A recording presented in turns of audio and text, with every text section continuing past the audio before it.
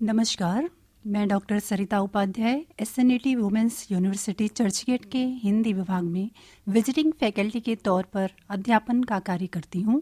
मेरा प्रस्तुत विषय है गद्य लेखन, जिसमें मैं अशोक के फूल के अंतर्गत पेपर नंबर 4 पर अपना वक्तव्य प्रस्तुत करने जा रही हूँ, जिसमें इकाई 1 पर मुझे बात करनी है।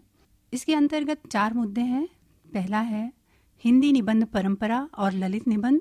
दूसरा, ललित निबंध परंपरा और आचार्य हजारी प्रसाद द्विवेदी। तीसरा, आचार्य हजारी प्रसाद द्विवेदी का निबंध संसार। चौथा, अशोक के फूल में सांस्कृतिक चेतना। इस इकाई का उद्देश्य है हिंदी निबंध परंपरा और आचार्य हजारी प्रसाद द्विवेदी की निबंध कला से बच्चों को अवगत कराना।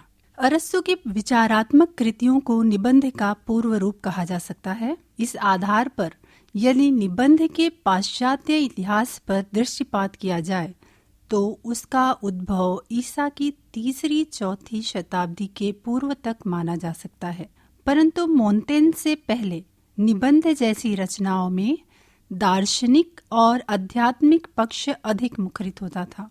लालित्य और कलात्मक पक्ष की प्रायः अपेक्षा होती थी। मोंटेन ने अपने निबंधों के विषय में स्वयं यह मत व्यक्त किया है कि मुझे अपनी सरलता, स्वाभाविक शैली में प्रस्तुत करना ही अभिष्ट रहा है, क्योंकि इन निबंधों में मैं अपने व्यक्तित्व को रूपायित करना चाहता हूँ, जिनके आधार पर मेरे जीवन की वास्तविकताएं और त्रुटियां ज्ञापित हो सकें। यदि यह प्रागैतिहासिक युग होता जिसमें जीवन में स्वच्छंद विचरण की व्यवस्था थी, तो आप विश्वास कीजिए मैं अपने आप को अपनी संपूर्णता और आवरणहीनता में व्यक्त करता। तथापि इन निबंधों का आधार मैं ही हूँ। युग की वैज्ञानिकता और व्यस्तता के चलते अंग्रेजी साहित्य में आज निबंध एक सीमित आकार की गद्य रचना का अर्थबोध करता है, जिसके चलते मोंटेन और लैम्ब की परंपराओं का ह्रास होता दिखाई दे रहा है।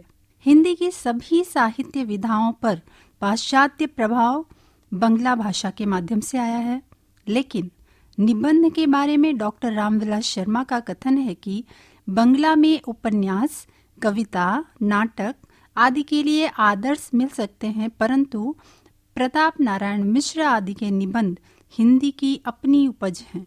रामचंद्र शुक्ल के अनुसार आधुनिक पाश्चात्य लक्षणों के आधार पर निबंध उसी को कहना चाहिए जिसमें व्यक्ति तत्व अर्थात व्यक्तिगत विशेषता हो। सीधे सरल शब्दों में निबंध उस गद्य रचना को कहते हैं जिसमें लेखक किसी विषय पर अपने विचारों को स्वच्छंद रूप में इस प्रकार व्यक्त करता है कि सारी रचना एक सूत्र में बंधी हुई प्रतीत होती है। अब हम हिंदी निबंध परंपरा और ललित निबंध, जो कि हमारा पहला मुद्दा है, इसके अंतर्गत सर्वप्रथम हिंदी निबंध परंपरा के विकास पर नजर डालेंगे।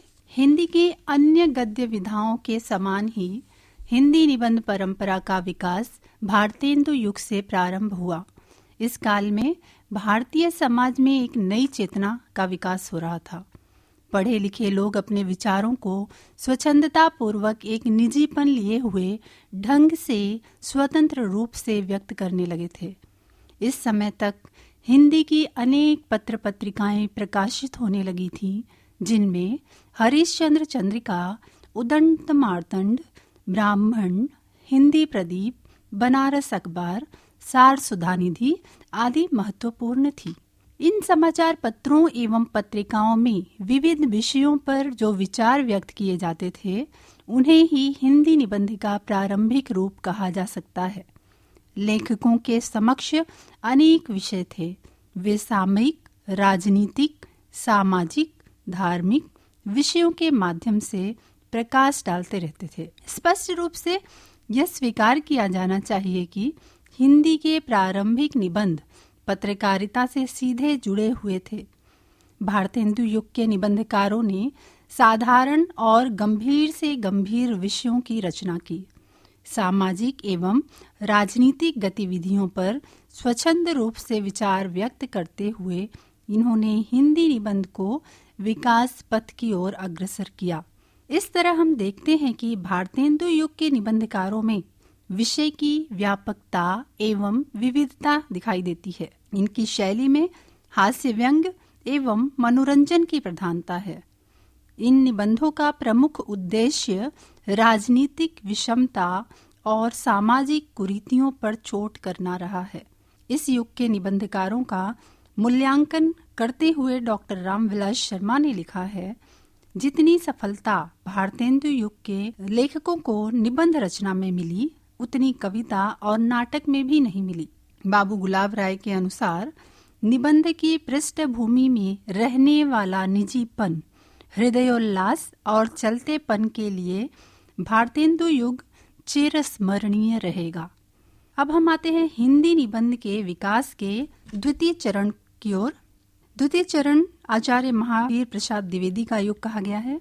इन्होंने सरस्वती पत्रिका के संपादकत्व, जो कि 1903 की इन्होंने संभाला था संपादन कार्य। इसके दौरान इसके माध्यम से भाषा संस्कार एवं व्याकरण शुद्धि के जो प्रयास प्रारंभ किए, उनका प्रभाव तत्कालीन सभी निबंधकारों पर पड़ा और इस युग में विचार प्रधान निबंधों की रचना अधिक हुई। भारतेंदु युग की अपेक्षा इस युग के निबंधकारों की भाषा शैली में प्रौढ़ता दिखाई पड़ती है। इन्होंने युगीन समस्याओं की अपेक्षा साहित्यिक एवं वैचारिक समस्याओं पर अपना ध्यान केंद्रित किया है।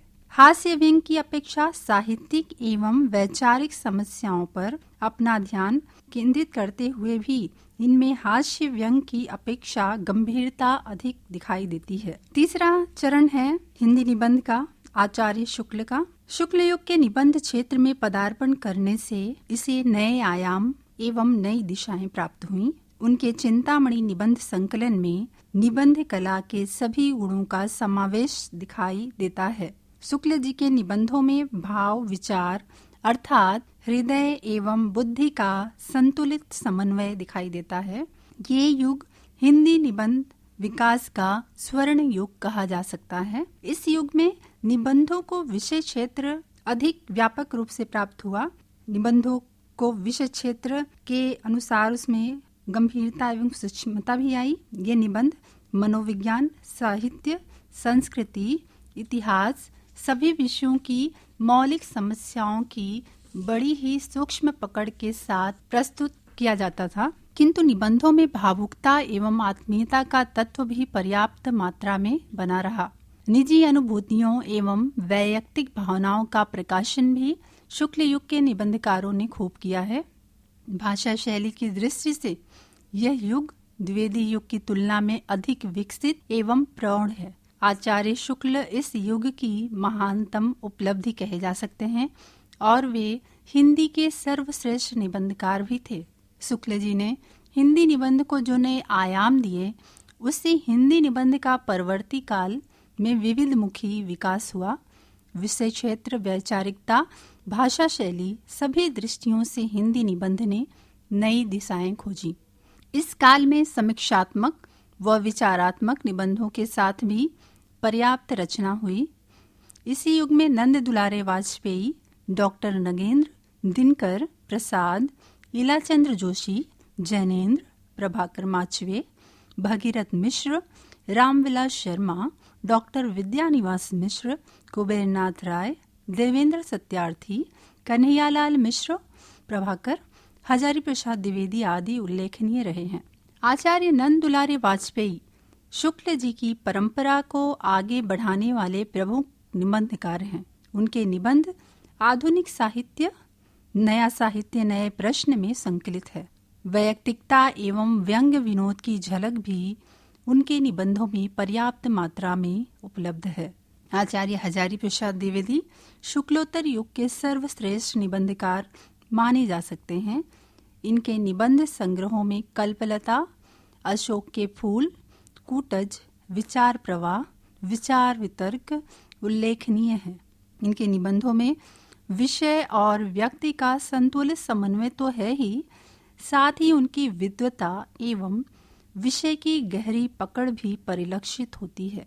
द्विवेदी जी के निबंधों का विषय क्षेत्र उनकी विषय क्षेत्र व्यापक है। उनके संस्कृति एवं परंपरागत ज्ञान विज्ञान के साथ साथ युगीन प्रवृत्तियों एवं समस्याओं को भी सम्मिलित किया गया है। द्विवेदी जी की शैली विषय के अनुरूप परिवर्तित होती रही। आधुनिक युग की विकृतियों का चित्रण करते समय वे प्रायः हास्य व्यंग्यमयी शैली का प्रयोग करते हैं, जबकि कालिदास युगीन वातावरण का चित्रण करते समय शब्दावली संस्कृत गर्भित हो गई है। उनके निबंधों में भाषा की लय संस्कृत, तत्सम शब्दों से गुम्फित पदावली के साथ साथ विषयांतर एवं विभिन्न संदर्भ जुड़े हुए हैं। उन्होंने शोधपरक समीक्षात्मक निबंध भी लिखे और ललित निबंधों की भी रचना की है। शांतिप्रिय द्विवेदी शुक्लोत्तर युग के प्रमुख समीक्षात्मक निबंध लेखक के रूप में जाने जाते हैं। संचारणी, युग और साहित्य, धरातल, आधान, सांकल्य, वृत्त और विकास उनके प्रमुख निबंध हैं। इन निबंध संकलनों का हिंदी साहित्य में विशिष्ट स्थान है। शैली की दृष्टि से भी ये निबंध सरस एवं प्रभावोत्पादक हैं। हिंदी के सुप्रसिद्ध कवि दिनकर ने भी निबंध रचना में योगदान दिया है। अर्धनारीश्वर, हमारी सांस्कृतिक एकता, प्रसाद, पंत और मैथिली शरण, राष्ट्रभाषा और राष्ट्रीय साहित्य उनके निबंध संग्रहों के नाम हैं। डॉक्टर वासुदेव शरण अग्रवाल के निबंध पुरातत्व एवं भारतीय संस्कृति से संबंधित हैं। पृथ्वी पुत्र, मातृभूमि, कला और संस्कृति आदि उनके प्रमुख निबंध संकलन है। इनके निबंधों में चिंतन की मौलिकता एवं शैली की विशिष्टता भी झलकती है। डॉक्टर नगेंद्र के निबंध संग्रहों में विचार और विवेचन, विचार और अनुभूति, विचार और विश्लेषण, कला, कल्पना और साहित्य, साहित्य की झांकी आदि महत्वपूर्ण है। गूढ़ गंभीर विषयों को रोचक ढंग से इस प्रकार प्रस्तुत करना जिससे पाठक की समझ में बात पूरी तरह से आ जाए, डॉक्टर नगेंद्र जी की प्रमुख विशेषता है। डॉक्टर रामविलास शर्मा ने व्यंग्यपूर्ण शैली में गंभीर विचारों को निबंध रूप में प्रस्तुत किया है। प्रगति और परंपरा, प्रगतिशील साहित्य की समस्याएं में उन्होंने प्रगतिवादी दृष्टिकोण का प्रतिपादन किया है। इनके अतिरिक्त इस काल में पंडित विद्यानिवास मिश्र, कुबेर नाथ राय, दिनेश नंदिनी डालमिया, विनय मोहन शर्मा, कन्हैयालाल मिश्र प्रभाकर, नलिन विलोचन शर्मा, प्रभाकर माचवे आदि अनेक निबंधकारों ने रचनाएं प्रस्तुत की। हिंदी निबंध परंपरा ने बहुत कम समय में आशातीत प्रगति की है। आज हिंदी निबंध में विषय वैविध्य है, विविध शैलियां हैं और गंभीर चिंतन मनन है, किंतु वैयक्तिकता, हास्य व्यंग व रोचकता में ह्रास हो रहा है। अब आते हैं ललित निबंध पर। ललित निबंध क्या है? ज्ञान शब्दकोश के अनुसार ललित शब्द के निम्न भेद बताए गए हैं, जिनमें कुछ इस प्रकार हैं: सुंदर, रमणीय, सरल, दोष रहित, प्रिय तथा श्रृंगार रस का एक कायिक भाव आदि। बृहत हिंदी कोश के अनुसार प्रयुक्त शब्द हैं क्रीड़ाशील, कामी, प्रिय, सरल इत्यादि। निबंध में ललित विशेषण जोड़कर ललित निबंध शब्द बनता है। इस प्रकार अगर हम शाब्दिक दृष्टि से ललित निबंध पर दृष्टिपात करें तो पाएंगे कि ललित शब्द का प्रयोग मुख्य रूप से सुंदर, मनोहर, रमणीय, साहित्यिक संदर्भ में प्रयुक्त होता रहा है। डॉक्टर राम रतन भटनागर ललित साहित्य के संदर्भ में अपने विचार व्यक्त करते हुए कहते हैं, ललित साहित्य में साहित्य की वे सभी कोटियां आएंगी जिनमें बोध पक्ष उतना प्रधान नहीं है जितना भाव पक्ष, अर्थात जिनमें बुद्धि की अपेक्षा हृदय को स्पर्श करने की सामर्थ्य अर्थात सामर्थ्य अधिक है। गद्य और पद्य दोनों में ही ललित साहित्य की सृष्टि संभव है। शर्त है लालित्य अर्थात सौंदर्य निष्ठा। ललित साहित्य में उस वृत्ति की प्रधानता रहती है जिसे भरत मुनि ने नाट्य शास्त्र में क्रीडनीय कहा है। विश्रांतिजन अथवा विनोदीकरण ललित साहित्य के अन्य हेतु कहे गए हैं। यह निश्चित है कि ललित साहित्य में कलात्मकता, सौंदर्य तत्व, कल्पना विलास, भावना परिष्कार आदि का महत्व अधिक है। उपर्युक्त विवेचन से स्पष्ट हो जाता है कि ललित साहित्य वह सौंदर्य निष्ठ साहित्य है जिसमें हृदय को छू लेने वाली भावात्मकता, भावनाओं के परिष्करण की क्षमता, कल्पनात्मकता व कलात्मकता जैसे गुण विद्यमान हो। अब आते हैं हम ललित निबंध के स्वरूप को और परिभाषा को देखने। कुछ विद्वानों के अनुसार ललित निबंध मराठी के फड़के साहब की देन है। प्रभाकर माचवे के अनुसार मराठी में लघु निबंध शब्द हिंदी के आत्म निबंध के लिए रूढ़ प्राय है। अंग्रेजी में शॉर्ट स्टोरी अर्थात लघु कथा तो कहते हैं, पर शॉर्ट ऐसे नहीं कहते, बल्कि केवल ऐसे कहते हैं। ऐसे के इम्पर्सनल तथा पर्सनल दो रूप माने जाते हैं। प्रोनासी फड़के, जो कि इस प्रकार के मराठी में आद्य जनक हैं, इसी प्रकार को गुजगोष्ठी अर्थात बतकही या कहावत या ललित निबंध कहते हैं। व्यक्तिव्यंजक निबंधों को ही कुछ साहित्यकारों ने नई कहानी की भांति नए निबंध कहा, जिसे मराठी में ललित निबंध कहा गया था।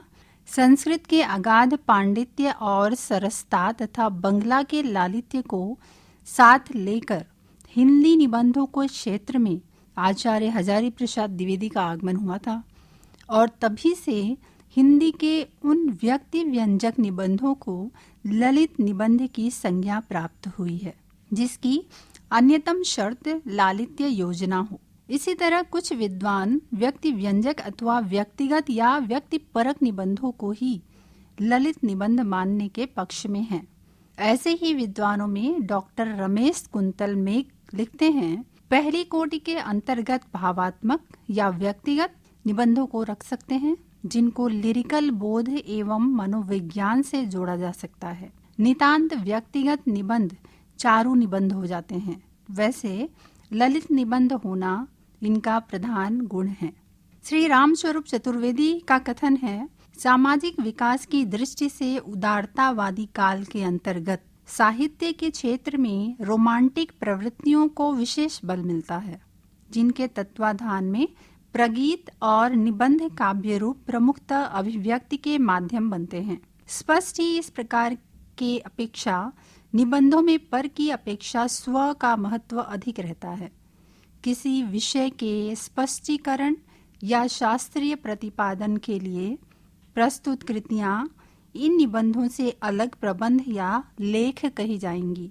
कभी कभी इन विषय परक रचनाओं को अलग करने की दृष्टि से वास्तविक निबंधों को ललित निबंध भी कहा जाता है। डॉक्टर कैलाश चंद्र भाटिया व्यक्तिव्यंजक निबंधों को ही ललित निबंध मानते हुए कहते हैं, वैयक्तिक में से अंतिम प्रकार ही व्यक्ति व्यंजक निबंध है, जिनको ललित की संज्ञा भी दी गई है। इस प्रकार हम देखते हैं कि ये सभी विद्वान व्यक्ति व्यंजक निबंधों को ही ललित निबंध मानते हैं, लेकिन अज्ञेय की मान्यता इनसे थोड़ी अलग है।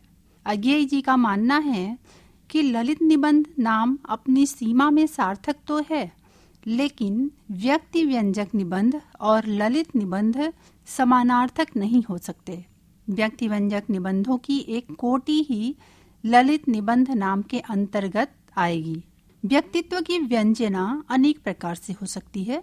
रुचि वैचित्र या कोई विशेष मनोदशा जब अपने प्रकट करने के लिए एक लीला भाव अपनाए, जब निबंध इस प्रस्तुत की गई वस्तु का चयन और नियोजन राग रंजित दृष्टि से किया जाए, तभी रचना के लालित्य को महत्व का स्थान दिया जाएगा और तभी निबंध ललित निबंध कहा जाएगा।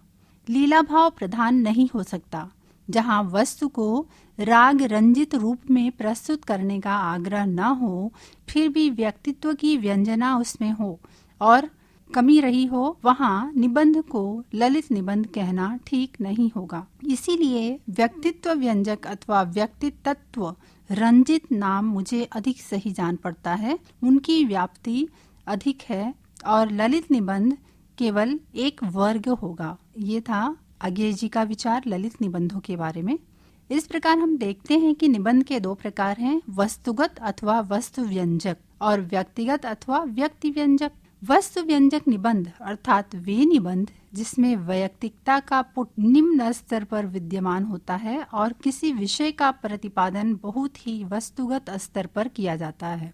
अंग्रेजी में बेकल, जॉनसन आदि और हिंदी में महावीर प्रसाद द्विवेदी, रामचंद्र शुक्ल, जैनेन्द्र कुमार आदि ऐसे ही निबंधकार हैं। व्यक्ति व्यंजक निबंधों में वे निबंध आते हैं जिसमें लेखक अपने व्यक्तित्व का निचोड़ प्रस्तुत कर देता है। ऐसे निबंधों में विषय मात्र जरिया भर होते हैं किसी भी निबंधकार के व्यक्तित्व को उलीचने के लिए। इन्हीं व्यक्ति व्यंजक निबंधों को ललित निबंध की श्रेणी में गिना जाता है, जिनमें लेखक का व्यक्तित्व बहुत ही मधुर रूप में व मोहक अंदाज में व्यक्त होता है। ललित निबंध में जहाँ लालित्य है, लालित्य ही उसकी आत्मा है, वहीं उसे स्तरीय बनाने हेतु विपुल पांडित्य और व्यापक ज्ञान भंडार अति आवश्यक है, क्योंकि ज्ञान का व्यापक भंडार व शास्त्रीय संदर्भ ही उसे उच्च साहित्यिक गरिमा प्रदान करता है। इसमें लेखक किसी हल्के से विषय को लेकर अपनी बात शुरू तो कर देता है और इस प्रक्रिया में उससे जुड़े अनेकानेक प्रसंगों का उद्घाटन करते हुए अपने ज्ञान विज्ञान की पराकाष्ठा से प्राप्त अनुभवों का सार प्रस्तुत करते हुए अनजाने ही पाठक वर्ग के साथ आत्मीयता स्थापित कर अपने ज्ञान के प्रवाह में सहज भाव से प्रवाहित कर ले जाता है। ये सम्मोहन की प्रक्रिया तब तक चलती रहती है जब तक पाठक विषय की समाप्ति पर नहीं पहुंच जाता। ललित निबंध पढ़ने के दौरान पाठक की मन स्थिति ठीक वैसी ही हो जाती है जैसी किसी अपने के पत्र को पढ़ते हुए होती है। इसे पढ़ने वाला प्रत्येक पाठक इतना तल्लीन हो जाता है कि उसे यह अनुभूति होने लगती है जैसे लेखक अपनी बात या रहस्य सिर्फ उसे ही समझा रहा हो। ऐसा आत्मीय एवं गोपनीय संबंध लेखक अपने कला कौशल व प्रगाढ़ ज्ञान के बल पर ही हासिल कर पाता है। इसमें सिर्फ पांडित्य प्रदर्शन नहीं होता, बल्कि लेखक हास्य व्यंग के छींटों से गुदगुदाते हुए मनोरम वातावरण की सृष्टि भी करता है। लोक कथाओं व लोक संस्कृति की छांव तले आत्मीयता, प्रामाणिकता, रोचकता, सरसता और आकर्षण का समावेश कर लेखक पाठक को वशीभूत किए रहता है। जब हम द्विवेदी जी के निबंधों को पढ़ते हैं तो इसी तरह की बातें हमें उनके निबंधों में देखने को मिलती हैं। अब हम आते हैं दूसरे मुद्दे पे, जिसका शीर्षक है ललित निबंध परंपरा और आचार्य हजारी प्रसाद द्विवेदी। कोई भी विधा एकदम जन्म नहीं लेती, उसके बीज पूर्व में ही रहते हैं। निबंधों के क्षेत्र में ललित निबंध नाम आचार्य हजारी प्रसाद द्विवेदी के आगमन से प्राप्त होता है। तथापि व्यक्ति व्यंजक निबंधों के इस विकसित रूप के बीज हमें भारतेंदु युग के निबंधों में ही मिल जाते हैं। ललित निबंध परंपरा की शुरुआत सर्वप्रथम बाल कृष्ण के निबंधों में प्राप्त होती है।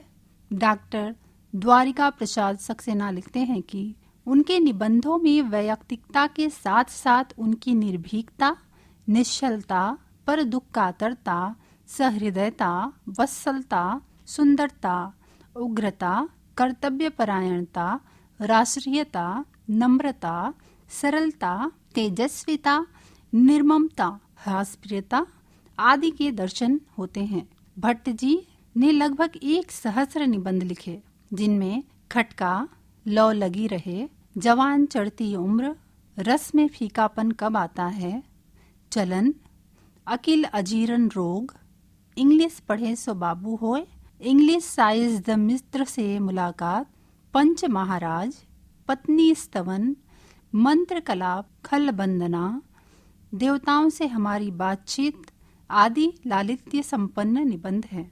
ललित निबंधों के कुछ महत्वपूर्ण तत्व हमें बाल कृष्ण भट्ट के अतिरिक्त प्रताप नारायण मिश्र में भी देखने को मिलते हैं। इनके निबंध नवनीत, प्रताप पीयूष, प्रताप समीक्षा और प्रताप नारायण ग्रंथावली नामक संग्रहों में संग्रहित हैं।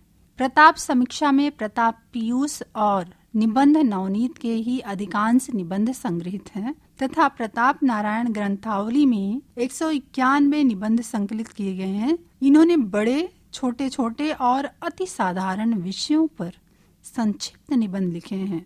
प्रताप नारायण मिश्र जी विद्वान व मनमौजी पुरुष थे। लेकिन जानबूझकर विद्वता प्रदर्शन इन्हें पसंद नहीं था। इन्होंने अधिकतर गौण विषयों पर निबंध लिखे। ये खरी बात कहने के अभ्यस्त थे, इसीलिए कहीं कहीं इनके निबंधों में कटुता का समावेश भी दिखाई देता है। उनका धोखा निबंध संयत हास्य का उत्कृष्ट उदाहरण है। अब आते हैं बाल मुकुंद गुप्त, जिन्होंने भी ललित निबंधों की काफी रचना की है। बाल मुकुंद गुप्त ने ललित निबंधों में सामयिक विषयों पर लेखनी चलाई है। अपने युग की राजनीतिक, सामाजिक और आर्थिक समस्याओं ने इन्हें दुख पहुंचाया था। यही दुख और यही बेचैनी इनके निबंधों में अभिव्यक्त हुई है। भंग की तरंग निबंध में उनकी उर्वर कल्पना दृष्टिगोचर होती है। यद्यपि ललित निबंधों का पूर्ण उत्कर्ष यहाँ नहीं है, फिर भी स्वच्छंदता तथा प्रसंगों का समावेश आदि गुणों की दृष्टि से ललित निबंधों का प्रारंभिक रूप हमें यहाँ दिखाई पड़ता है। अध्यापक पूर्ण सिंह ने भी ललित निबंधों की रचना की। इनके ललित निबंध को एक पग और आगे बढ़ाया। इन्होंने मात्र 6 निबंध लिखकर निबंध क्षेत्र में अपनी पहचान कायम की थी। पूर्ण सिंह शुद्ध आचरण के पक्षपाती थे और संपूर्ण संसार में इसका समावेश देखना चाहते थे। डॉक्टर जयनाथ मलिन के अनुसार स्वाधीन चिंतन, प्रभावशाली व्यक्तित्व, निश्चल निर्मल अनुभूति, आकर्षक आत्मीयता और सबल मधुर अनुरोध सभी इनके निबंधों में मिलेगा। पश्चिमी समीक्षा सिद्धांतों के अनुसार निबंध का जो स्वरूप संगठित हुआ, जो व्यक्तित्व निखरा, प्राणबल संचित हुआ, वही सब हमें अध्यापक पूर्ण सिंह जी के निबंधों में देखने को मिलता है। प्रसंगों और उदाहरणों के समावेश से इनके निबंध का प्रभाव घनीभूत हुआ है और इनमें सरसता, अभिव्यंजनावाद, संप्रेषणीयता के गुण स्वतः आ गए हैं। जैसे मजदूरी और प्रेम में अनाथ और विधवा स्त्री आदि के प्रसंगों से सच्ची वीरता में शम्स तरवेज, फ्लोरेंस नाइटिंगेल, ईसा मसीह आदि उदाहरणों से इनके निबंध अद्भुत, प्रभावयुक्त और शांति से संपन्न हो गए हैं। हजारी प्रसाद द्विवेदी के पूर्व के निबंधकारों में पूर्ण सिंह जी विशिष्ट स्थान के अधिकारी हैं। मेरी असफलताएं में संग्रहित निबंधों में इन्हें महत्वपूर्ण माना जा सकता है। इसके पश्चात आते हैं गुलाब राय। गुलाब राय अध्ययनशीलता, पांडित्य, विनोद, प्रियता आदि गुणों से युक्त इनका आकर्षक व्यक्तित्व उनके निबंधों में सर्वत्र प्रतिबिंबित होता दिखाई देता है। लेकिन विशुद्ध ललित निबंधों का पूर्ण उत्कर्ष जो हमें हजारी प्रसाद द्विवेदी की परंपरा वाले विद्यानिवास मिश्र द्विवेदी के बाद के निबंधकारों में एक महत्वपूर्ण नाम है। इन्होंने द्विवेदी जी की परंपरा को आगे बढ़ाने का कार्य किया। इनके निबंधों में चितवन की छां, कदम की फूली डाल, तुम चंदन हम पानी, आंगन का पंछी और बंजारा मन आदि प्रकाशित हो चुके हैं। निसर्ग से मिश्र जी को अत्यधिक प्रेम उनके लोक संस्कृति प्रेम में परिलक्षित होता है। उनकी भाषा शैली सर्वत्र ललित, उत्कृष्ट, अर्थ गांभीर्य संपन्न, सजीव एवं आकर्षक है तथा अलंकार, व्यंग विनोद, माधुर्य आदि गुणों से युक्त। इनके ललित निबंध हिंदी साहित्य की अमूल्य संपत्ति हैं। तो ये रहे गुलाब राय जी। अब आते हैं कुबेरनाथ जी पर। कुबेरनाथ राय ललित निबंधों के क्षेत्र में एक वर्चस्वी हस्ताक्षर रहे हैं। इनके ललित निबंध हैं प्रिया नीलकंठी, रस आखेटक, गंध मादन, विषाद योग, निषाद बांसुरी, मन पवन की नौका आदि। इनके ललित निबंधों में इनकी मौलिकता के सर्वत्र दर्शन होते हैं। अपनी मौलिक प्रतिभा के कारण ही इन्होंने ललित निबंधों को नया आयाम दिया और गंभीर सांस्कृतिक गरिमामय वातावरण की सृष्टि की। राय जी ललित निबंधों को नए आयाम प्रदान किए हैं और संभावनाओं के नवीन द्वार उद्घाटित किए हैं। ललित निबंधों की इस लंबी परंपरा के पश्चात आते हैं ललित निबंधकार हजारी प्रसाद द्विवेदी जी पर। द्विवेदी जी का आगमन ललित निबंधों के लिए वरदान सिद्ध हुआ। ललित निबंधों को सुचारू और सुस्पष्ट रूप विधान प्रदान करने तथा सम्मानीय स्थान का अधिकारी बनाने का श्रेय हजारी प्रसाद द्विवेदी जी को ही है। देखा जाए तो इनके आगमन से ही ललित निबंध नाम की परंपरा चल निकली। इनसे पहले बाल कृष्ण भट्ट, प्रताप नारायण मिश्र, बाल मुकुंद गुप्त, पूर्ण सिंह और गुलाब राय के निबंधों ने ललित निबंध की पूर्व पीठिका तो तैयार कर दी, पर द्विवेदी जी के माध्यम से ही ललित निबंधों के अलग पहचान कायम हुई। इनके निबंधों में भारतीय संस्कृति अपनी मोहक भंगिमा के साथ मुखरित है। हास्य व्यंग, विनोद, गुरु गांभीर्य कल्पना, वैभव कोमलकांत पदावली, इतिहास रस आदि से युक्त इनके ललित निबंध हिंदी साहित्य में बेजोड़ हैं। उनके निबंध संग्रह हैं कल्पलता 20 निबंधों का संग्रह है ये, अशोक के फूल 21 निबंधों का संग्रह, विचार वितर्क 28 निबंधों का संग्रह, विचार प्रवाह 21 निबंधों का संग्रह, कूटज 17 निबंधों का संग्रह, आलोक पर्व 24 निबंधों का संग्रह आदि। इस तरह हम देखते हैं कि ललित निबंध परंपरा में ललित निबंध को उनके वास्तविक रूप सौंदर्य गुण प्रदान करने में द्विवेदी जी का महत्वपूर्ण स्थान रहा है और इसे आगे बढ़ाने का कार्य किया है विद्यानिवास मिश्र और कुबेरनाथ राय ने। अब हमारा तीसरा मुद्दा है द्विवेदी जी पर ही, आचार्य हजारी प्रसाद द्विवेदी का निबंध संसार। आचार्य हजारी प्रसाद द्विवेदी जी ने ललित निबंधों को सुचारू और सुस्पष्ट रूप विधान प्रदान करने तथा सम्मानीय स्थान का अधिकारी बनाया है। इनके पहले ही ललित निबंध की परंपरा की शुरुआत हो चुकी थी, लेकिन उसे वो रूप सौंदर्य गुणवत्ता द्विवेदी जी के निबंधों के माध्यम से ही सही रूप में प्राप्त हुई। उनके ललित निबंधों भारतीय संस्कृति अपनी मोहक भाव भंगिमा के साथ मुखर है। हास्य व्यंग, विनोद, गुरु गांभीर्य कल्पना, वैभव कोमलकांत पदावली, इतिहास रस आदि का सम्मिश्रण इनके निबंधों में हमें देखने को मिलता है। इनके निबंध संग्रह इस प्रकार हैं। अशोक के फूल, यह एक साहित्यिक निबंधों का संग्रह है जिसमें 21 निबंध हैं। इसमें लेखन की सामाजिक एवं सांस्कृतिक इतिहास संबंधी जिज्ञासा ही अनेक रूपों और विषयों का आधार लेकर प्रकट हुई है। इनमें कई प्रकार के निबंधों के दर्शन होते हैं, जैसे संस्मरणात्मक निबंध, चिंतनात्मक, अनुसंधान एवं गांभीर्य युक्त निबंध, शोधपरक सांस्कृतिक, ज्योतिष संबंधी, वैयक्तिक निबंध आदि। अशोक के फूल निबंध में लेखक कहता है कि वह संस्कृति का स्वरूप किसी धर्म, विश्वास, आस्था, परंपरा, जाति समूह या दल विशेष से संबंध नहीं मानता, बल्कि समस्त भारत के भूभाग में फला फूला है। मेरी जन्मभूमि नामक निबंध में इनकी काव्य प्रियता व कल्पनाशीलता देखी जा सकती है। इस निबंध संग्रह में द्विवेदी जी ने संस्कृत साहित्य, ब्राह्मण ग्रंथ, मुसलमानी संस्कृति आदि के क्षेत्र में मुक्त विचरण करते हुए हजारों वर्षों के साहित्य और जीवन को सूक्ष्म दृष्टि से परखते हुए सांची और भरहुत के यक्ष यक्षिणियों के मूर्ति गाथान से संबंध सूत्र को जोड़ते हुए अशोक के फूल को विशाल सामंती सभ्यता की परिष्कृत रुचि का प्रतीक बताया है। सामंती सभ्यता के पर्यावसान के साथ साथ अशोक को भी दुनिया भूल गई। हमारी आज की हिंदू संस्कृति न जाने कितनी आर्य एवं आर्येतर संस्कृतियों का संगम है। अशोक के वृक्ष भी आर्येतर जाति गंधर्वों की देन है। द्विवेदी जी मानते हैं कि संस्कृति हो या जाति, कुछ भी विशुद्ध नहीं, सब में मिलावट है। विशुद्ध है केवल मनुष्य की जिजीविषा।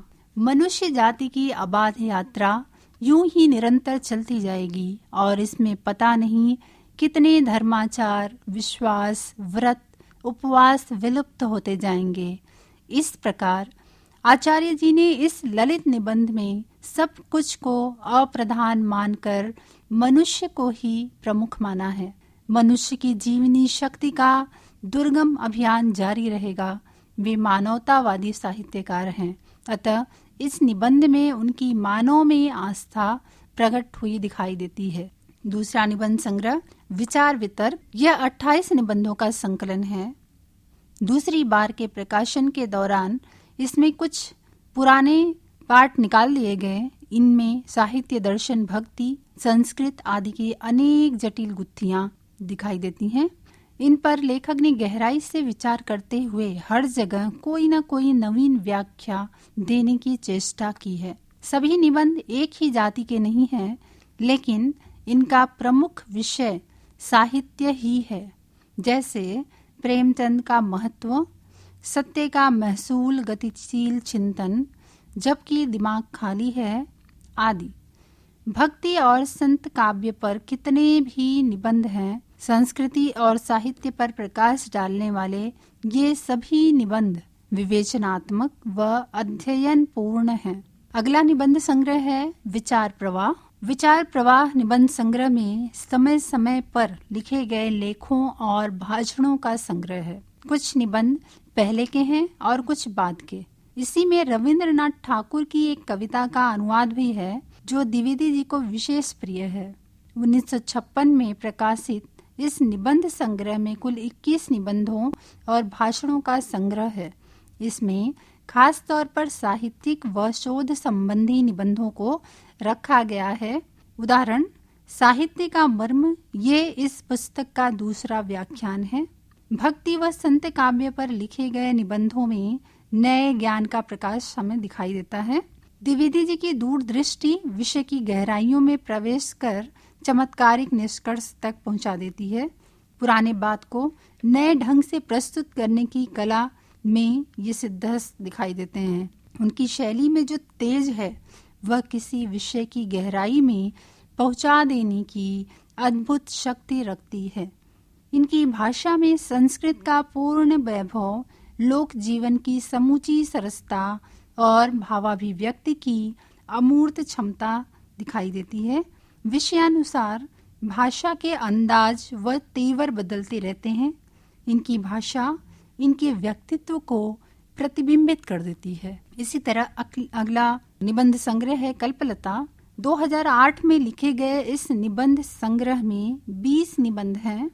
इनमें द्विवेदी जी का निबंध लेखन शैली, बहुज्ञता, दृष्टि व्यापकता तथा जीवन में आने वाली छोटी छोटी घटनाओं के प्रति संवेदनात्मक अनुभूति का परिचय हमें मिलता है।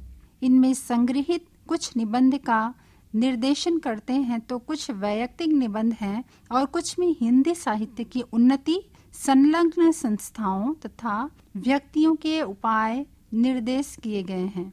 कुछ निबंध ज्योतिष से भी संबंधित हैं। नाखून क्यों बढ़ते हैं, इस सरल जिज्ञासा पर विचार करते करते लेखक पशुता और मनुष्यता के मूल्य पर विचार करने लगता है।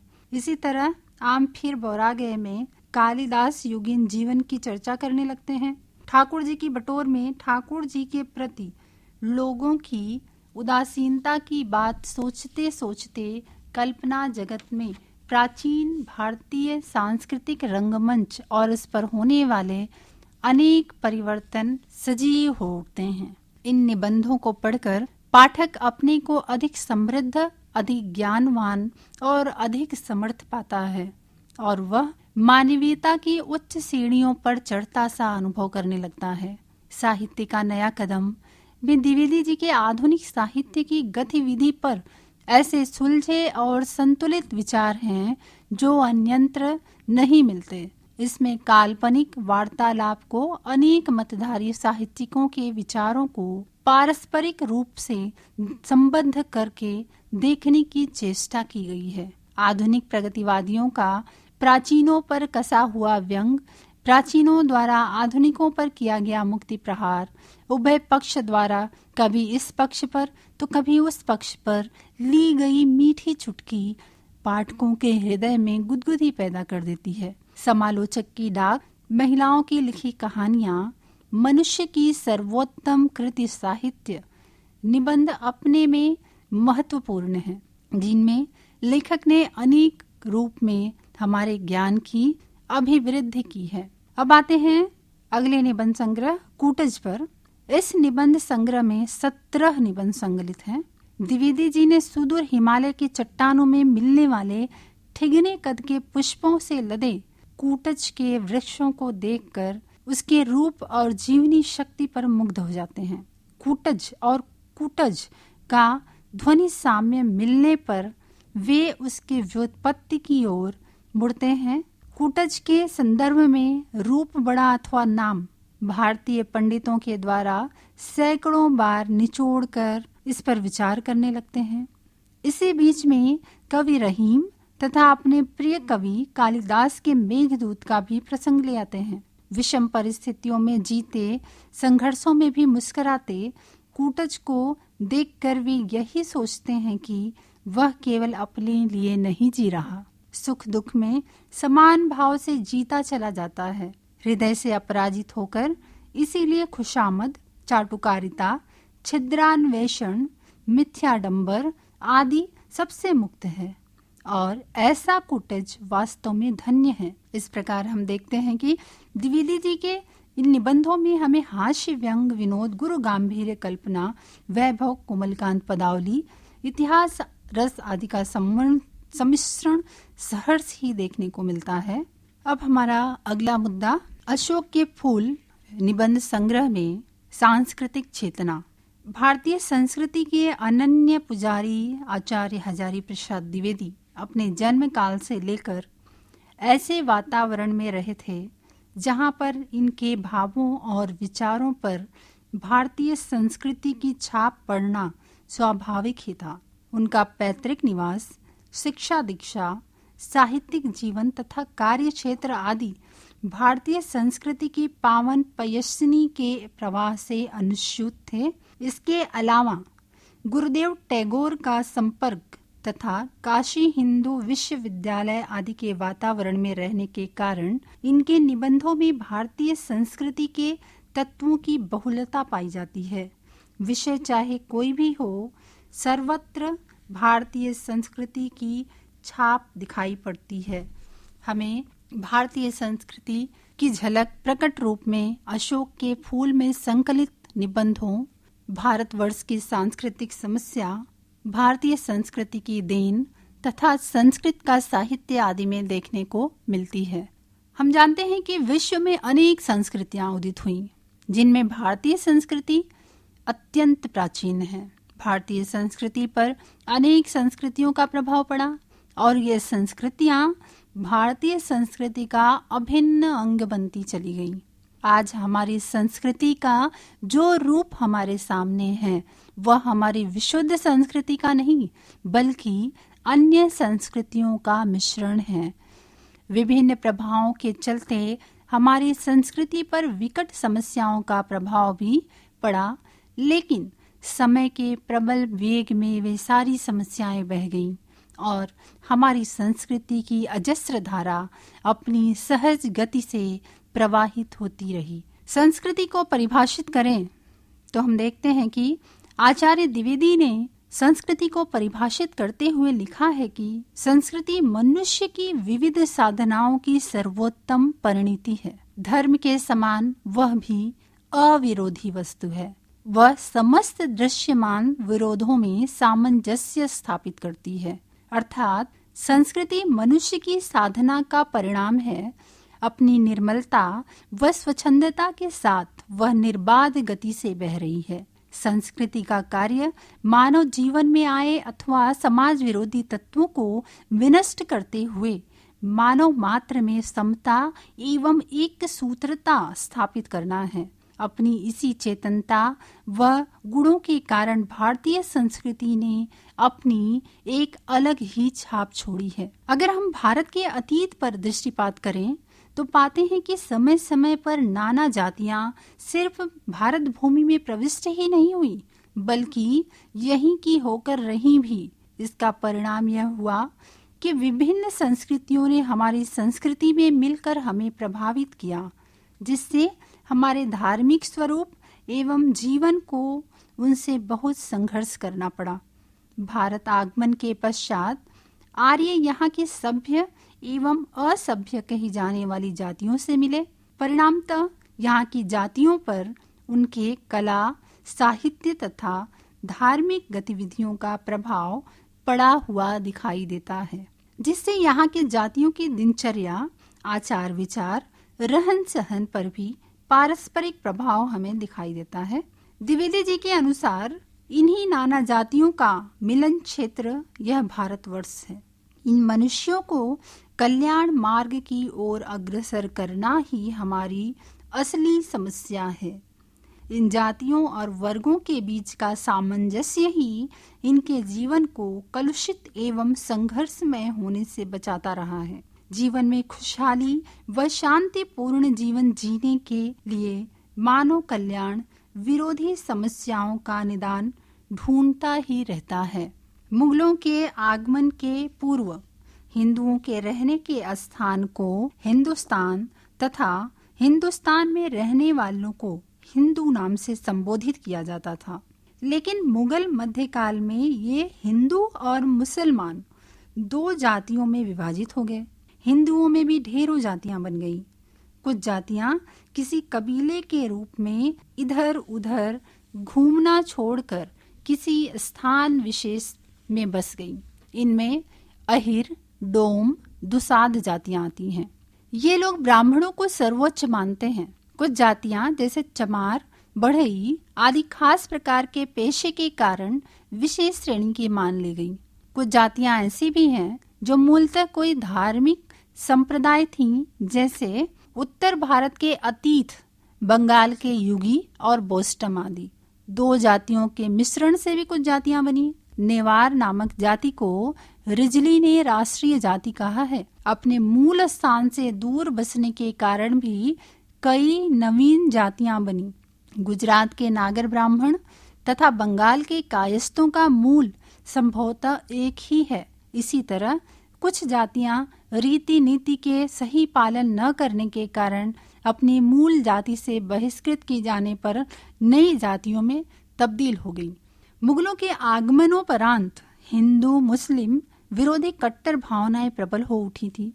आचरण में भिन्नता आई और इसके आ जाने के बाद हिंदू और मुसलमान दो विरोधी वर्ग बन गए। वैदिक काल से मुस्लिम काल तक अनेक संगठनों और आघात प्रत्याघातों के बाद समूचे भारतीय जनसमूह में यह दृष्टि प्रतिष्ठित हुई थी। इसे कर्मफल का सिद्धांत कहते हैं, जो भारतवर्ष की अपनी विशेषता है, और यदि इसे दोनों ही अपना लें तो कोई भेद ही न रहे। अब प्रश्न है पेशे का, तो हमारे यहाँ पेशे को धर्म से संबद्ध मानते हैं। द्विवेदी जी का इस संदर्भ में कहना है कि पेशा धर्म तभी कहा जा सकता है जब उसमें व्यक्तिगत लाभ हानि की अपेक्षा सामाजिक मंगल का भाव प्रधान हो। इस तरह हम देखते हैं कि कोई पेशा बुरा नहीं है, फिर भी पेशे के आधार पर ही ऊंच नीच का भेद हो गया। इधर राजनीतिक और आर्थिक कारणों का प्रभाव जाति व्यवस्था पर पड़ा है, जिनसे नीची जातियों को प्रोत्साहन मिला, किंतु अभी उनका स्तर ऊंचा उठाने की आवश्यकता है। हिंदू मुस्लिम दोनों ही जातियां भारतीय समाज के आधार रही हैं। हिंदू मुस्लिम एकता की समस्या है, जिसे दूर करने के लिए आध्यात्मिक, लौकिक व वैज्ञानिक क्षेत्र में प्रयास जारी हैं। आध्यात्मिक व वैज्ञानिक क्षेत्र में तो इसका विशेष परिणाम नजर नहीं आता, किंतु लौकिक क्षेत्र में जैसे नाच गाने, खेल तमाशे, वेशभूषा आदि में यह प्रयास सार्थक हुआ जान पड़ता है। भारत में सदैव कला, धर्म, दर्शन और साहित्य पनपा, जिसका परिचय उसने समूचे विश्व को देते हुए मनुष्यता की स्थापना की। द्विवेदी जी वर्तमान युग के मूर्धन्य निबंधकार हैं। विचारात्मक निबंधों की परंपरा में द्विवेदी जी का महत्वपूर्ण योगदान रहा है। भारतीय साहित्य एवं संस्कृति को निबंधों में अभिव्यक्ति देने वाले द्विवेदी जी एक ललित निबंधकार के रूप में भी प्रख्यात रहे हैं। इनके निबंधों में भारतीय संस्कृति एवं धर्म का विवेचन किया गया है तो कहीं रामायण और महाभारत के प्रसंगों की समीक्षा भी की गई है। इन निबंधों में कहीं वैदिक और बौद्ध धर्म का निरूपण किया गया है तो कहीं संत मत एवं योग मार्ग का गंभीर विवेचन किया गया है। उनके निबंधों में विषय वैविध्य है। वे कहीं फलित ज्योतिष पर अपना मत व्यक्त करते हुए बात करते हैं तो कहीं केश प्रसाधन, मुख प्रक्षालन, भोजनोत्तर विनोद पर टीका टिप्पणी करते दिखाई देते हैं। इसी तरह द्विवेदी जी के निबंधों में विषयों की विविधता परिलक्षित होती है। उनके निबंधों में उनकी सांस्कृतिक चेतना उभर कर सामने आई है। इन निबंधों का संबंध भारतीय संस्कृति की उज्जवल परंपरा से है। जैसे भारतवर्ष की सांस्कृतिक समस्या, भारतीय संस्कृति की देन, भारतीय फलित ज्योतिष आदि सभी निबंध वर्णनात्मक हैं तथा इनमें भारतीय संस्कृति के उज्जवल पक्ष का उद्घाटन करने के साथ साथ इसके सांस्कृतिक महत्व का प्रतिपादन भी किया गया है। भारतीय समाज में ज्योतिष किस रूप में प्रभावित रहा है, इसका परिचय भारतीय फलित ज्योतिष नामक निबंध में मिलता है। यह भी हमारे संस्कृति का ही एक रूप है।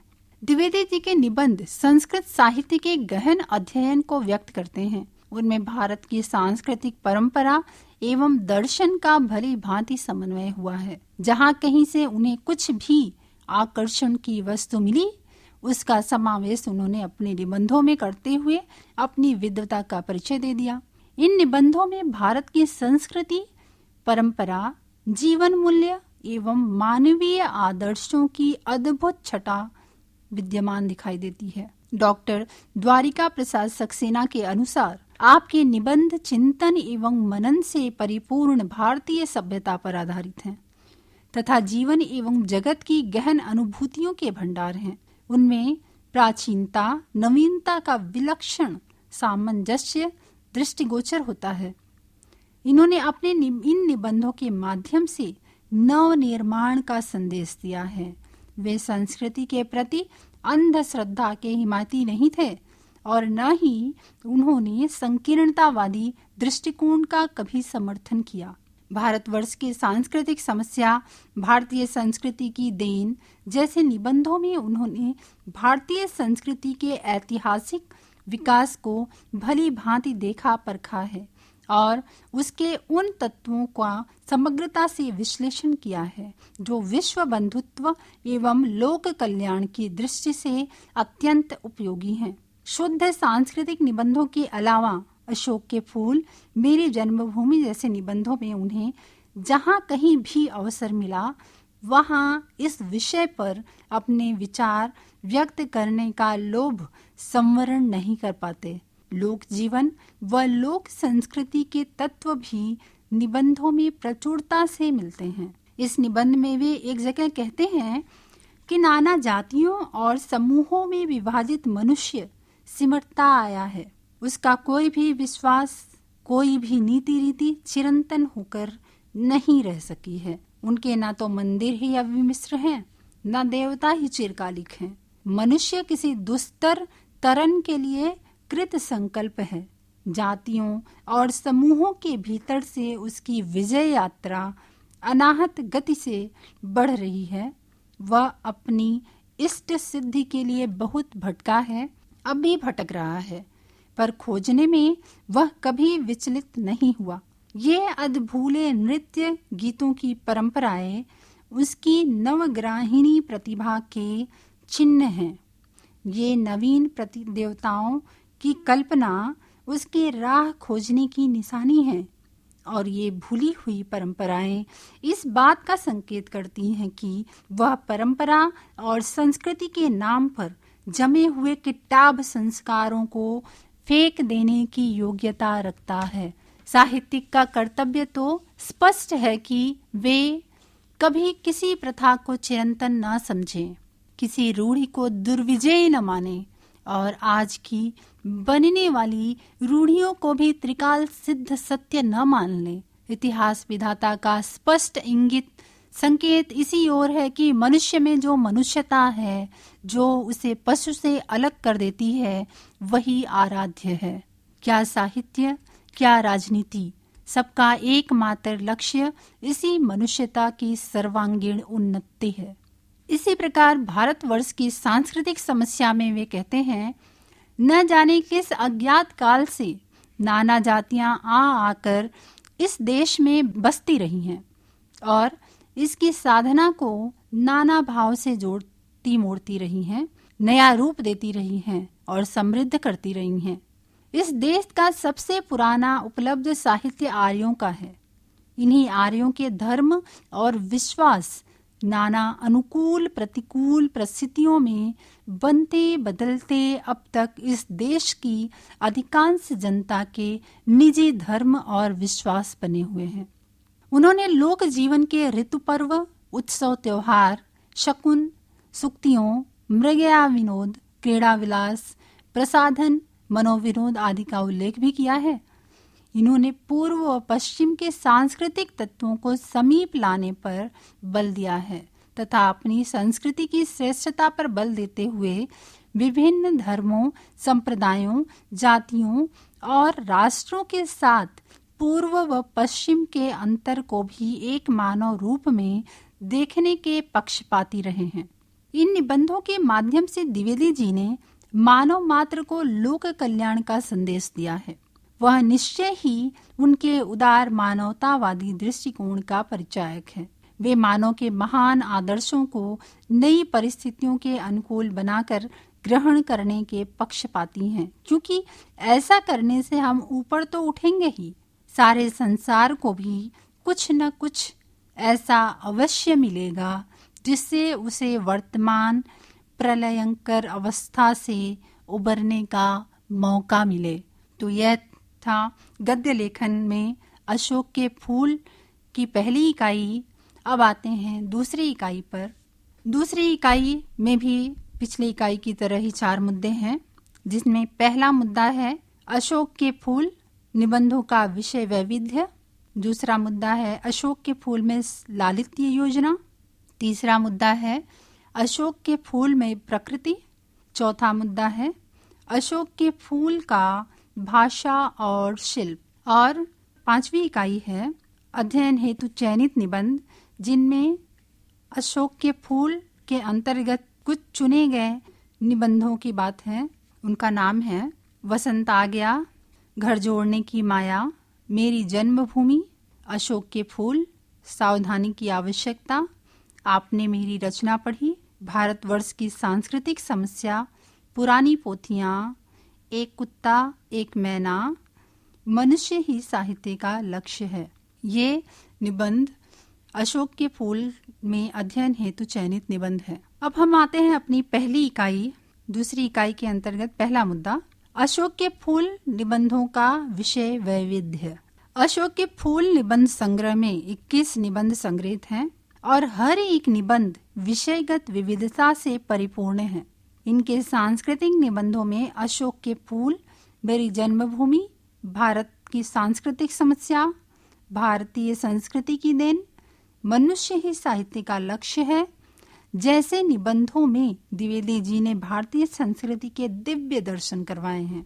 ये निबंध भारतीय संस्कृति के पुनरुत्थान के क्षेत्र में उनकी विशिष्ट देन है, एक निश्चित मान्य विचारधारा है। ऐसे निबंधों में इन्होंने संसार के सभी मानवों को एक मानव संस्कृति में बांधा है। विचारधारा की यह विशिष्ट देन भारतीय संस्कृति की ही विशिष्ट देन है। इनके द्वारा भारतीय संस्कृति को एक क्षेत्र एवं दृष्टि व्यापकता प्राप्त हुई है। इन निबंधों में भारतीयता को व्यापकता देने के अतिरिक्त द्विवेदी जी ने प्राचीनता एवं नवीनता की समन्वयक दृष्टि को अपनाकर सुशृंखलित किया है। ज्योतिष जैसे नीरस एवं दुरूह विषय को भी इन्होंने लेखनी की सरसता प्रदान की है। द्विवेदी जी ने साहित्यिक विषयों पर भी लेखनी चलाई है। उनके साहित्यिक निबंध शुक्ल जी के साहित्यिक निबंधों से थोड़े भिन्न हैं। शुक्ल जी के निबंधों में हृदय पक्ष एवं बुद्धि पक्ष दोनों की अपनी खासियत है। दोनों एक दूसरे को प्रभावित करते हैं, फिर भी बुद्धि का प्राबल्य ही दृष्टिगत होता है। जबकि द्विवेदी जी के अधिकांश साहित्यिक निबंध भावना प्रधान हैं। इनमें रविंद्रनाथ के राष्ट्रीय गान, आलोचना का स्वतंत्र मान, साहित्यकारों का दायित्व, मनुष्य ही साहित्य का लक्ष्य है, सावधानी की आवश्यकता, आपने मेरी रचना पढ़ी आदि हैं। इनके निबंधों से शुक्ल जी की भांति दार्शनिकता और भाव प्रबलता पृथक पृथक दिखाई नहीं देती। इनका तो हृदय ही मस्तिष्क की भूमिका में आकर बोलता दिखाई देता है, अथवा बुद्धि हृदय रस में ही डुबकी लगाकर अपनी बात रखने की मस्ती में दिखाई देती है। इसका मुख्य कारण यह रहा है कि द्विवेदी जी की रचना कहीं भी मानवीय पक्ष के स्पर्श को त्याग कर पल्लवित होती नहीं दिखाई देती। उनके सम्मुख मानव ही सर्वश्रेष्ठ है और वे मानव समाज को सुंदर बनाने की साधना को साहित्य मानते हैं। इनके साहित्यिक निबंधों में मानव प्रेम बहुत खुलकर मुखरित हुआ है। इन निबंधों में निबंधकार की तन्मयता, हार्दिकता, रुचिनुसार रस प्रवणता एवं भावुकता व कल्पना का सुंदर समन्वय दिखाई देता है। इस तरह हम द्विवेदी जी के पांडित्य का दर्शन उनके गवेषणात्मक निबंधों में कर सकते हैं। इनकी प्रतिभा के द्वारा जितनी उपलब्धियां शोध क्षेत्र को प्राप्त हुई हैं, उतनी निबंध के क्षेत्र को नहीं। वे भारतीय चिंतन धारा के प्रकांड पंडित थे, फिर भी गवेषणात्मकता अथवा बौद्धिकता के क्षेत्र में उनकी विशिष्ट शैली के कारण बोझिलता नहीं आ पाई है। हमारे पुराने साहित्य के इतिहास की सामग्री, पुरानी पोथियां, संस्कृत का साहित्य, काव्य कला, हमारी राष्ट्रीय शिक्षा प्रणाली आदि सिद्ध साहित्य, अपभ्रंश साहित्य आदि में उनकी विशिष्ट गति थी। गहन अध्ययन के पश्चात उन्होंने गवेषणात्मक निबंधों में तत्संबंधी संप्रदायों के सिद्धांतों को नियमबद्ध मान्यताओं के रूप में प्रतिपादित किया। ऐसे निबंध हिंदी साहित्य के स्थायी स्तंभ थे। भक्तिकालीन प्रवृत्ति को सूक्ष्मता से समझाने के लिए ये निबंध बड़े ही सहायक सिद्ध हुए हैं। इन निबंधों की शैली पांडित्यपूर्ण है, फिर भी व्याख्यात्मकता के कारण दुरूह नहीं हो पाई है। इसके अलावा द्विवेदी जी ने ज्योतिष विषयक निबंध भी लिखे हैं, जिनमें भारतीय फलित ज्योतिष, नया वर्ष आ गया जैसे महत्वपूर्ण निबंध आते हैं।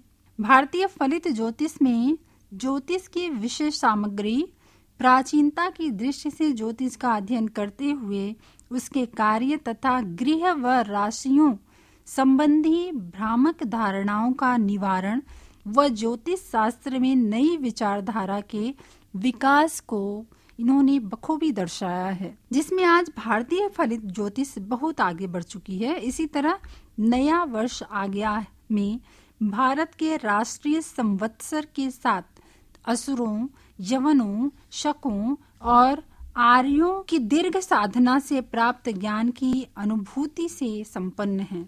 इससे ईसाइयों और यहूदियों के संघर्षों का हमें पता चलता है। साथ ही मनुष्य की महानता एवं उसकी कल्याण बुद्धि का भी भली भांति अनुमान हम उनके इन निबंधों से लगा सकते हैं। अतः इसमें मनुष्य की समन्वय भावना प्रतिफलित होती दिखाई देती है। अब आते हैं इकाई 2 के अशोक के फूल में लालित्य योजना पर। हिंदी में ललित निबंध शब्द मराठी से आया है, लेकिन हिंदी निबंधों के क्षेत्र में संस्कृत के अगाध ज्ञान और बंगला के लालित्य को लेकर जब द्विवेदी जी का प्रवेश हुआ, तभी ललित निबंध की परंपरा चल निकली।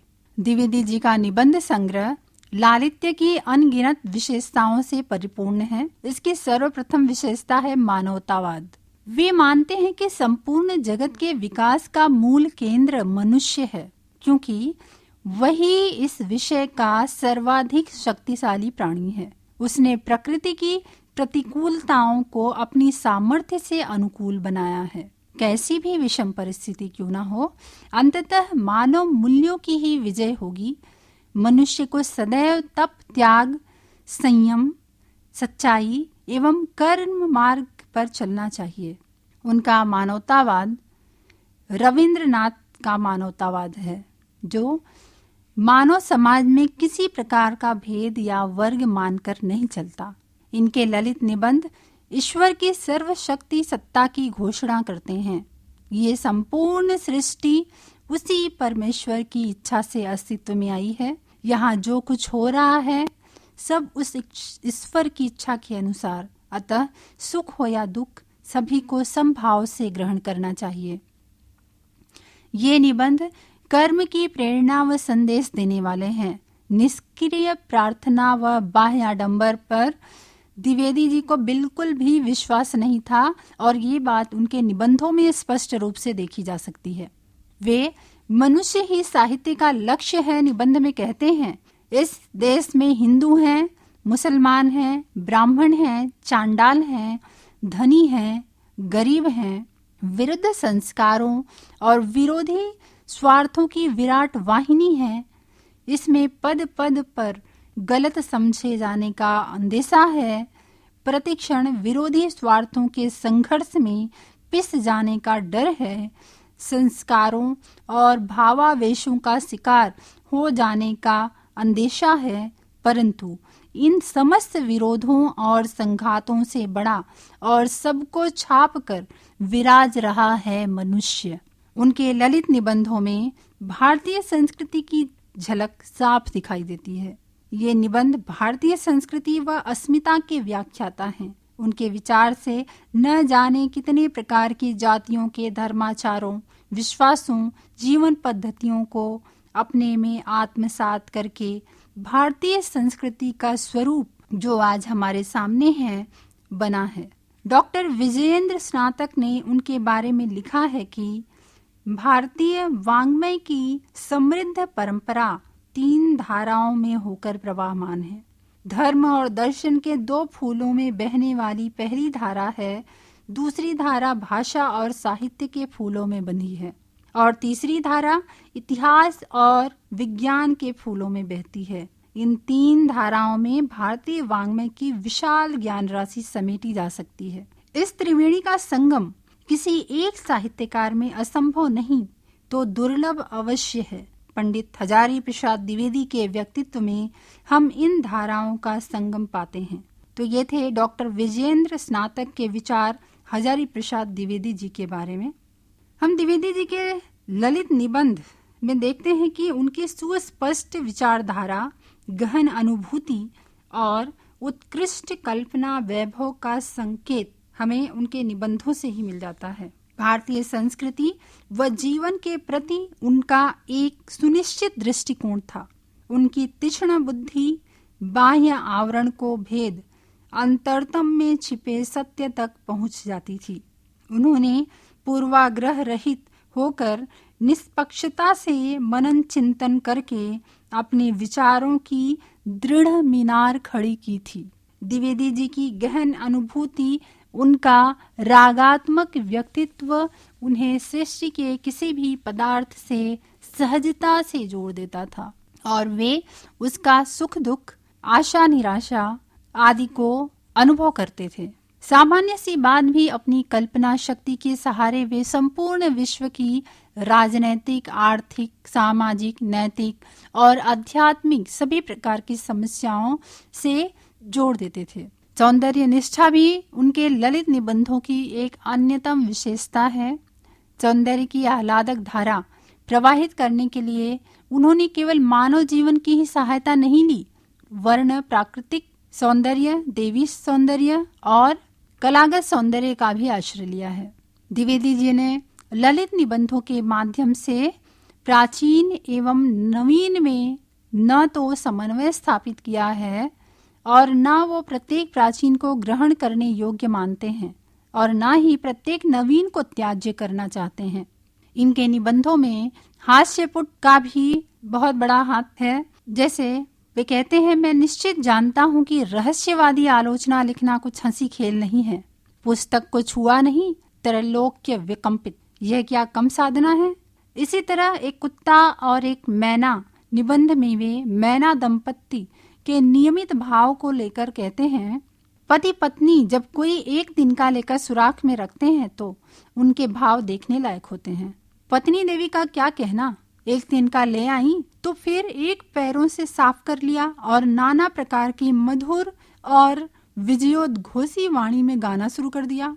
अचानक इसी समय यदि पति देवता भी कोई कागज या गोबर का टुकड़ा लेकर उपस्थित हुए तब तो क्या कहना।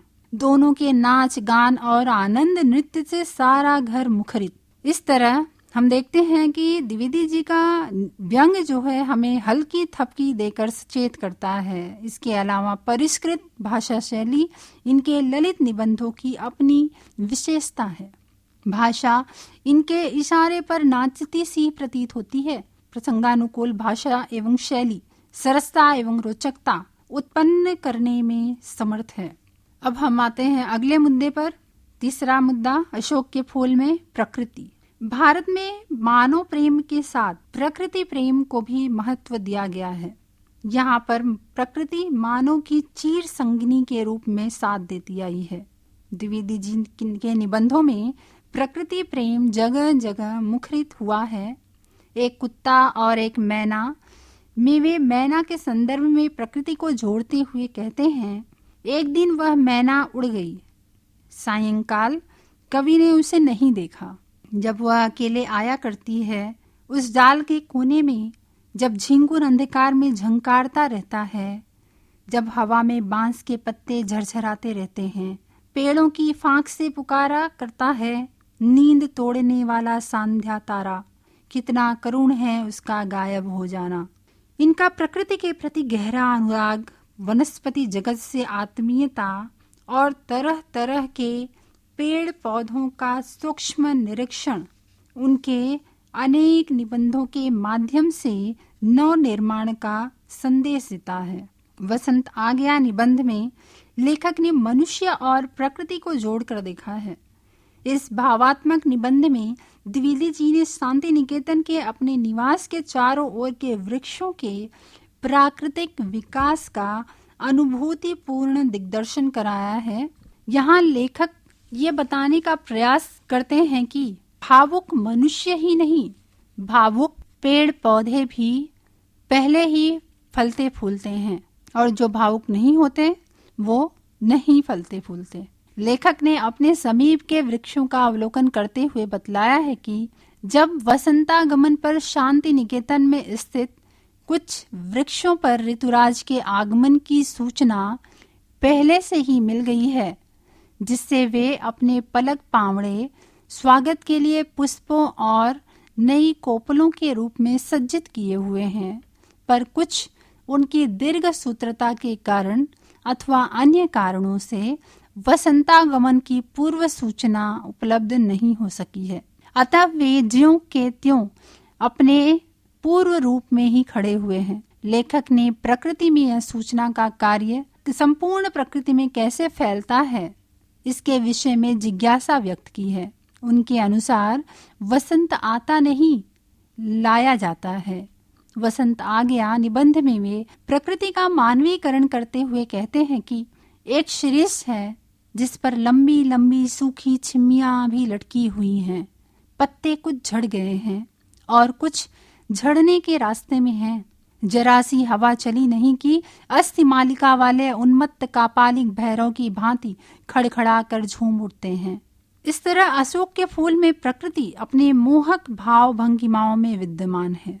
इन निबंधों में प्रकृति का कहीं मादक सौंदर्य की छटा दिखाई देती है तो कहीं मनुष्य को सच्चे अर्थों में जीवन जीने का ढंग सिखलाती प्रकृति दिखाई देती है।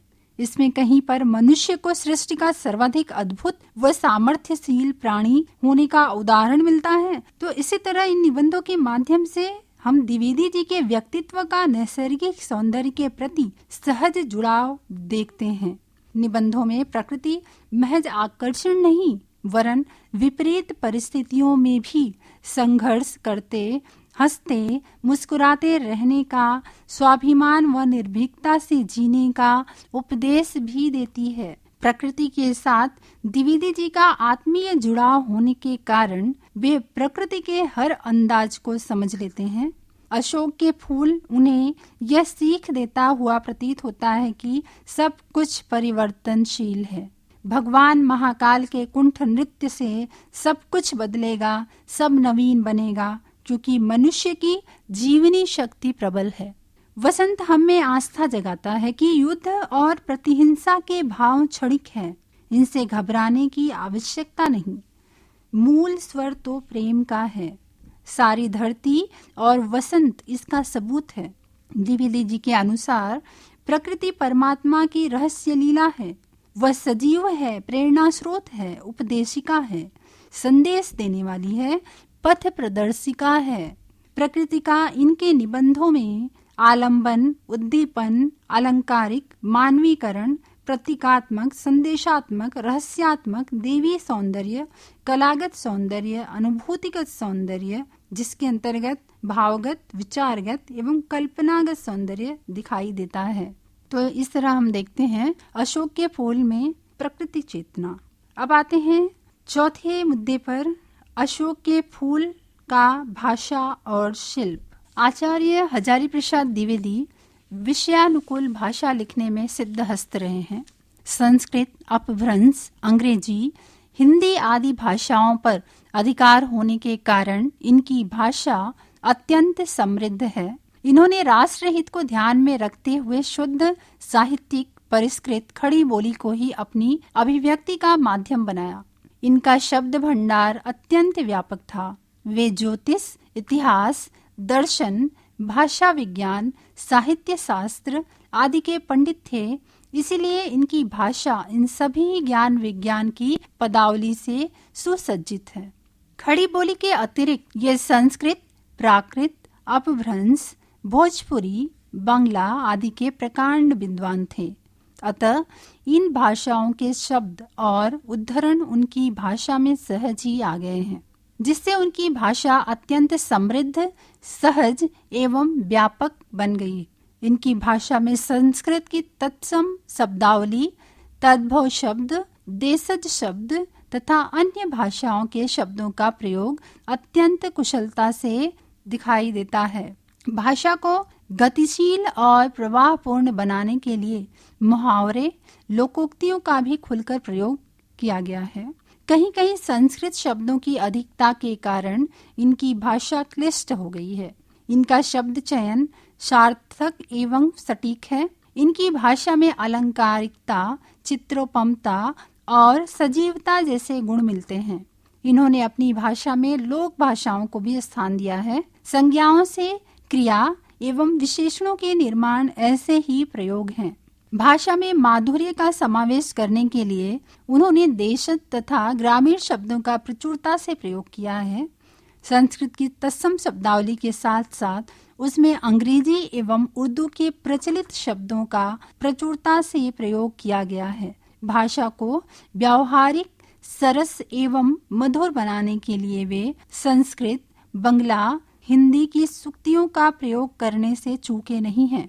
संस्कृत के तत्सम शब्द में अगर हम देखते हैं तो अशोक के फूल के अंतर्गत इनके कुछ शब्द आए हैं जो संस्कृत के तत्सम शब्द हैं। स्तबक, कंदर्प, पुष्प, तुनीर, मुहूर्त, विडंबना, अलक्तक, नीलोत्पल, आसिंजनकारी, कर्णावतंस, नगण्यतर आदि। तो ये संस्कृत के तत्सम शब्द थे जो द्विवेदी जी ने अशोक के फूल में जिनका बखूबी इस्तेमाल किया है। इसी तरह कुछ शब्द हैं तद्भव के, बिखेर, भादों, पलास, घर, बाहर आदि। इसी तरह देश शब्द भी हैं, झबरा, झम, झबराया, लस्टम पस्टम, झमाझम, मोटेराम, खूंसट, सुर, बटोर, सिंगार, पटार, अटकल पच्चू, भदेरा, ठूंठ आदि। द्विवेदी जी द्वारा अशोक के फूल में विदेशी शब्दों का भी इस्तेमाल बखूबी हुआ है, जिनमें अरबी फारसी के शब्द को हम देखें तो कदर, अजीब, मुहर, दरख्त, बादशाह, कद्रदान, सल्तनत, कदर, मनहूस, बगावत आदि अरबी फारसी के शब्द आए हैं। इसी तरह अशोक के फूल में अंग्रेजी के कुछ शब्द आए हैं जिनमें मूड, गारंटी, इसीरियन, अप टू डेट, डिस्क्राइब आदि हैं। इसके अलावा हम देखते हैं कि द्विवेदी जी की भाषा में सरलता, सहजता, स्पष्टता, प्रवाहमयता, बिंब धर्मिता तथा मुहावरों व लोकोक्तियों की प्रयोगात्मकता दिखाई देती है। इनके निबंधों की शैलीगत विशेषताएं निम्न प्रकार हैं। इनके शैलीगत विशेषताएं में पहली शैली है विचारात्मक। द्विवेदी जी के निबंधों में प्रमुख रूप से इस शैली का प्रयोग हुआ है। इसमें विचारों की प्रमुखता रहती है। इसके अंतर्गत न तो अधिक छोटे और न अधिक लंबे वाक्यों का प्रयोग किया जाता है। उदाहरण, अशोक आज भी उसी मौज में है जिसमें आज से 2000 वर्ष पहले था। कहीं भी तो कुछ भी नहीं बदला। बदली है तो मनुष्य की मनोवृत्ति। यदि बदले बिना वह भी आगे बढ़ सकती तो वह भी न बदलती, और यदि वह न बदलती और व्यावसायिक संघर्ष आरंभ हो जाता, मशीन का रथ घर घर चल पड़ता, विज्ञान का सवेग धामन चल निकलता, तो बड़ा बुरा होता। तो ये विचारात्मक शैली का उदाहरण था। दूसरी शैली है गवेषणात्मक शैली। इस शैली में गंभीर पांडित्य और विद्वता का दर्शन होता है। हम जानते हैं कि द्विवेदी जी बहुत बड़े विद्वान थे, तो इन्होंने सांस्कृतिक निबंधों में इस शैली का प्रयोग किया है। इसकी भाषा संस्कृत गर्भित होती है और वाक्य विन्यास अपेक्षाकृत लंबा रहता है। इसमें प्रधानतः खोज और अनुसंधान की प्रवृत्ति दिखाई देती है। गूढ़ विषय को सहज और बोधगम्य बनाने का प्रयास इसमें पाया जाता है। उदाहरण के लिए, कौन जाने गोधूम गेहूं किसी दिन सचमुच गायों को लगने वाले मच्छरों को भगाने के लिए धुआं पैदा करने के काम आती है। ये गवेषणात्मक शैली का उदाहरण था। तीसरी शैली है आलोचनात्मक शैली। व्यावहारिक आलोचनाओं में इस शैली का प्रयोग दिखाई देता है। यद्यपि इस शैली का प्रयोग अधिकांश निबंधों में देखा जा सकता है। द्विवेदी जी का आलोचक व्यक्तित्व इसमें मुखर रहता है। संस्कृत की तत्सम प्रधान शब्दावली के रहते हुए भी भाषा में सरलता, सहजता और गंभीरता दिखाई देती है। इसमें तटस्थता और स्पष्टवादिता भी दिखाई देती है। जैसे वे एक जगह पर कहते हैं, अच्छा समझिए या बुरा, मेरे अंदर एक गुण है जिसे तेल निकालना कहते हैं। मैं बालू में से भी तेल निकालने का सचमुच प्रयास करता हूँ, बशर्ते वह बालू मुझे अच्छी लग जाए। इसी तरह दूसरे निबंध में उन्होंने अपना विचार व्यक्त करते हुए कहा है, प्रधान बात है हमारी आधुनिक समस्याएं। साहित्य अगर उसके लिए उपयुक्त अध्ययन सामग्री नहीं उपस्थित करता तो वह बेकार है। और इतना तो आप भी मानेंगे कि केवल बिहारी, भूषण और देव को घोट कर कंठाग्र कर रखने वाले पंडित भी आधुनिक युग में केवल निकम्मे ही नहीं, समाज के भार हो जाएंगे। तो ये हमने देखी द्विवेदी जी की आलोचनात्मक शैली, जो कि उन्होंने अशोक के फूल के अंतर्गत अपनाई है। अगली शैली है भावात्मक शैली। यह शैली द्विवेदी जी के व्यक्तित्व का उत्कृष्ट प्रतिबिंब कही जा सकती है। इसमें उनके व्यक्तित्व की छाप स्पष्ट झलकती है। इसके अंतर्गत संस्मरण, जीवन वृत्त तथा भाव प्रधान निबंध आते हैं। यही शैली द्विवेदी जी की भावुक प्रकृति और विनोद के सर्वथा अनुकूल भी है।